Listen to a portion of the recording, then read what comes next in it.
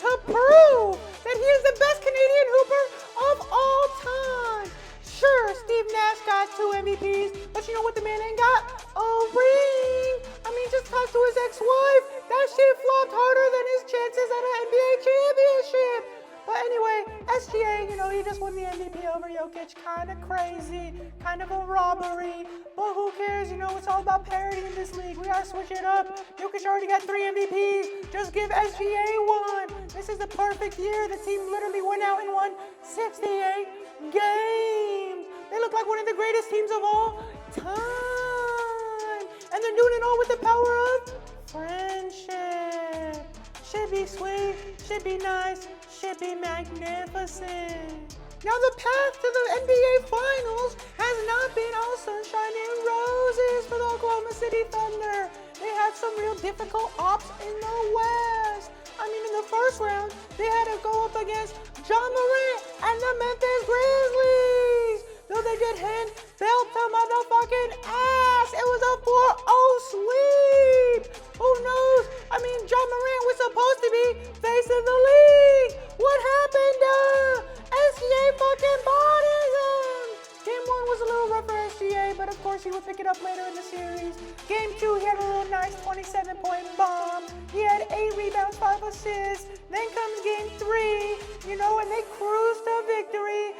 Almost all of these games were easy dubs for SGA and the boys. He dropped 31, and in game 4, a closeout game to end the series, what does SGA do?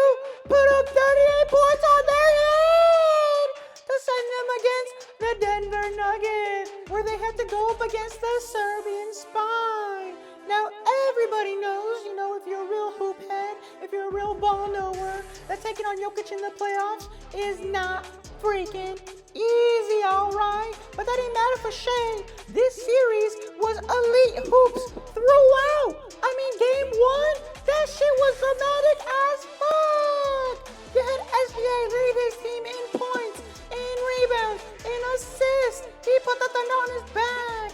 And shout out Caruso. He had a 20-point game. He's been a great 6-man for the Thunder. About to win ring number 2. But anyway, the Thunder was leading all of game 1. They go into the 4th quarter with a 5-point lead. And then what happens? Jokic goes sicko mode. Jokic did not hold back on the motherfucking Thunder. Unfortunately, he had himself 18 points in the 4th quarter alone. The Thunder couldn't stop him. And then, to end the game, with 3 seconds left, Aaron Gordon makes a 3-pointer. She was majestic. Aaron Gordon's been great this whole playoff run.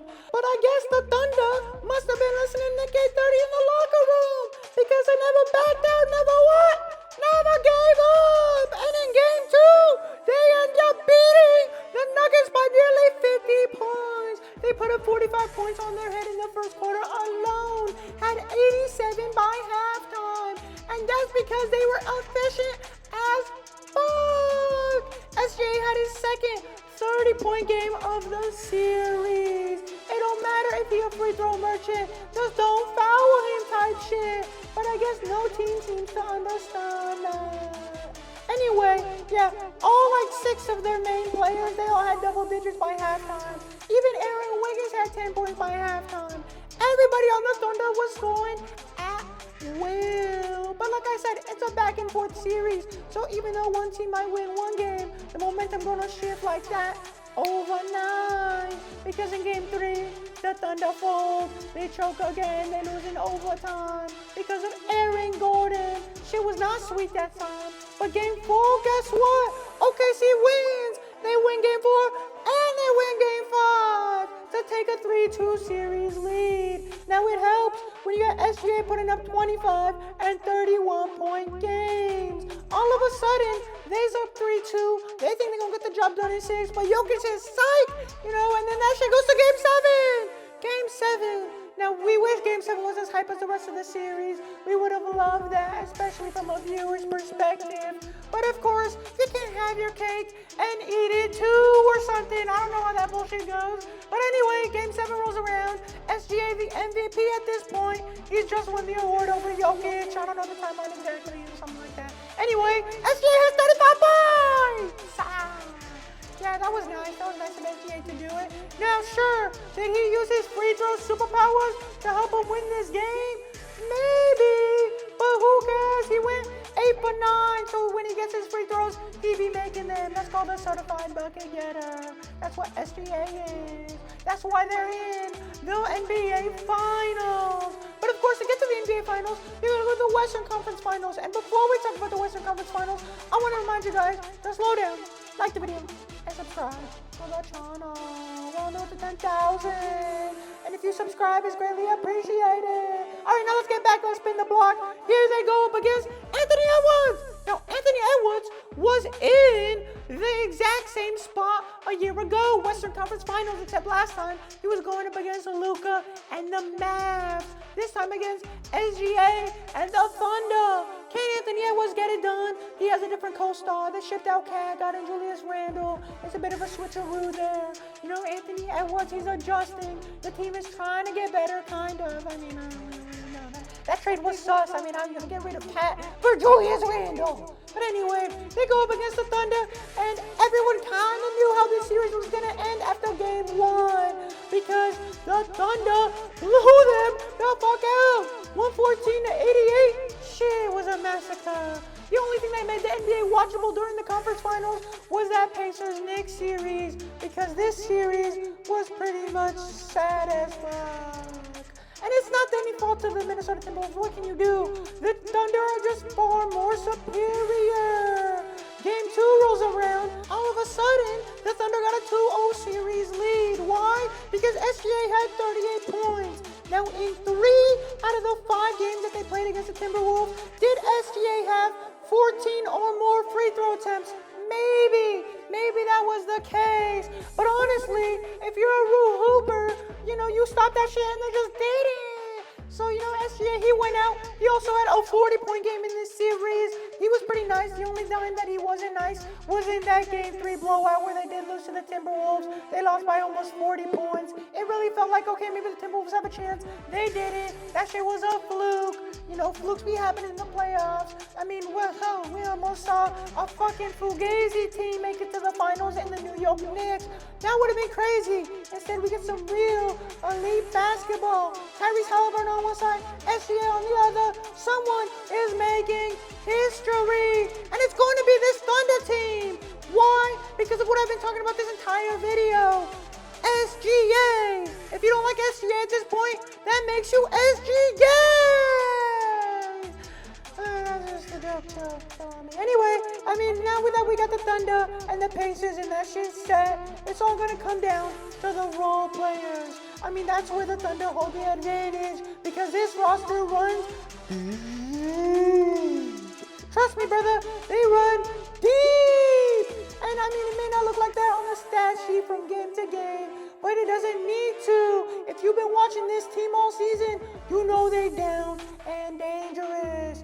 You know, it's a bit of an argument as to who the second best player is. I do think that Chet has more potential than J-Dub, but J-Dub is better right now. He did make the All-NBA third team. Shout out J-Dub for getting his recognition. He be getting whiffed. He be getting screwed on all the awards. So the fact that he got this, big dubs for him. But in the playoffs, he's been the second leading scorer.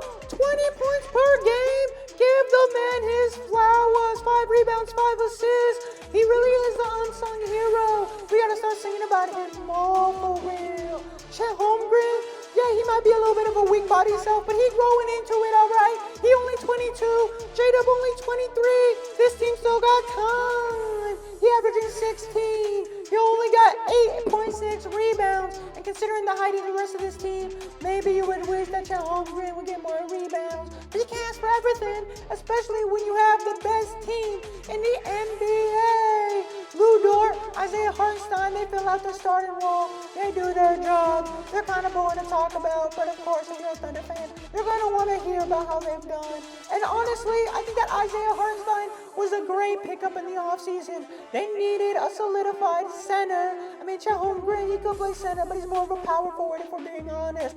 Isaiah Hartenstein got that big man build to him. So he's been nice down low, something that the Knicks have been missing.